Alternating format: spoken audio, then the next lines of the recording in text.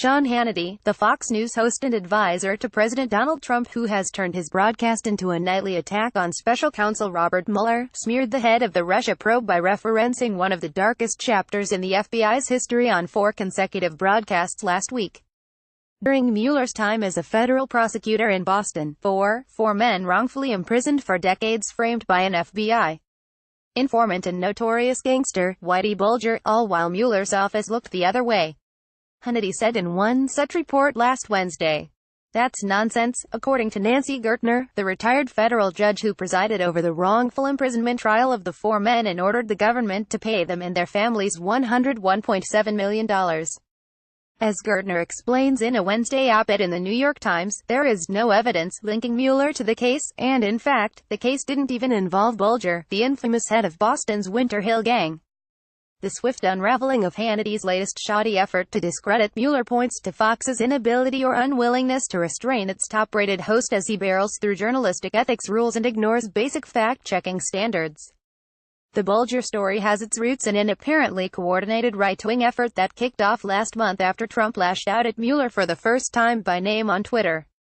Those tweets, which followed reports that the special counsel had issued a subpoena for Trump Organization records, triggered a series of reports from pro-Trump sources about Mueller's record that reportedly bore the hallmarks of professional opposition research. In one such missive, headlined "Questions Still Surround Robert Mueller's Boston Past," Fox News contributor and Hannity fixture Sarah Carter wrote on her personal website that the special counsel's tenure as an assistant U.S.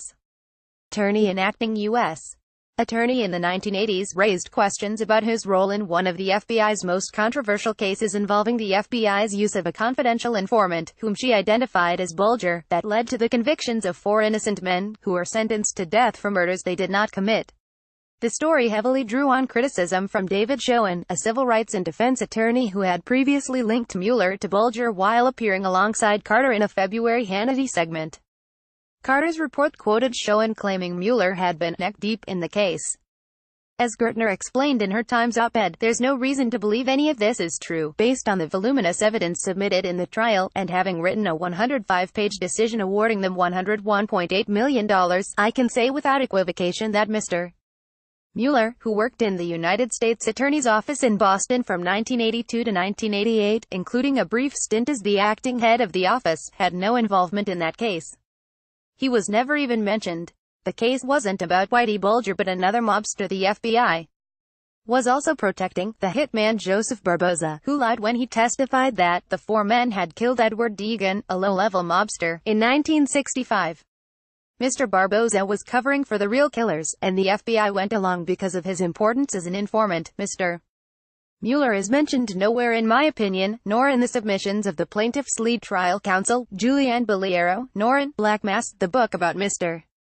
Bulger and the FBI written by former reporters for the Boston Globe. Carter, a former reporter for the Sinclair Broadcast Group website Circa, regularly produces shoddy reports that appear to channel the talking points of Trump's lawyers and Republican congressional investigators. But while she now writes only for her personal blog, she is a key player in the right-wing's anti-Mueller effort because she regularly appears on Hannity and other pro-Trump Fox programs to discuss her stories. In this case, Hannity hosted Carter and Schoen to discuss her brand-new report on March 20, the night after she published it. Hannity termed Mueller's purported connection to the wrongful imprisonment of the 4 men one of the worst stains on the special counsel's record. He returned to the story on the next 2 editions of his show.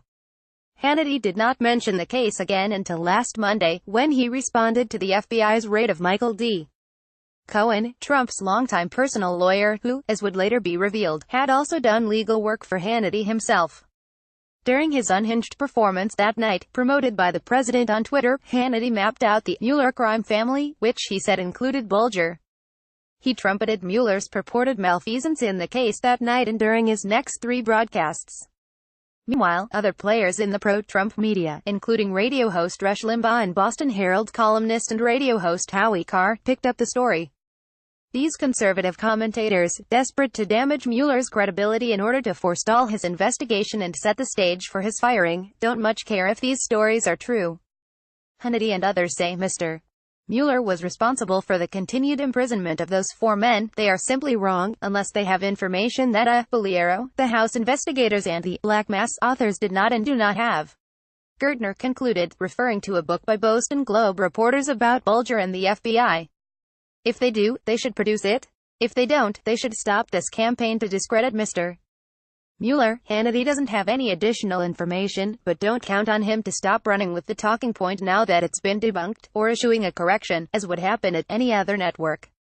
At Fox, there are no rules for Hannity.